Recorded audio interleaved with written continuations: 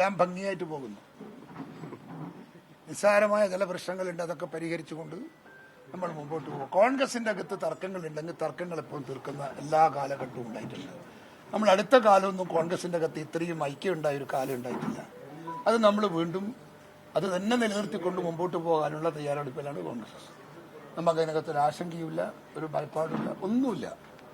സൗഹൃദമായ അന്തരീക്ഷത്തിലാണ് കോൺഗ്രസ് പോകുന്നത്. ഇനിയെന്താ വേണ്ടത്?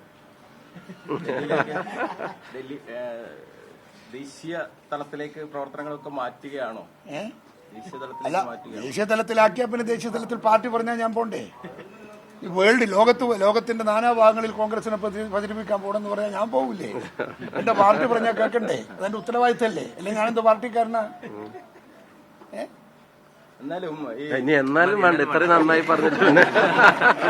എന്നാൽ പിണറായിയെ താഴെ ഇറക്കുക എന്ന ലക്ഷ്യം അത് അജണ്ട തന്നെ, അതെന്റെ അജണ്ട തന്നെ. ഇങ്ങനെ അതിന് കുഴപ്പമൊന്നുമില്ല, സങ്കടമുണ്ടോ?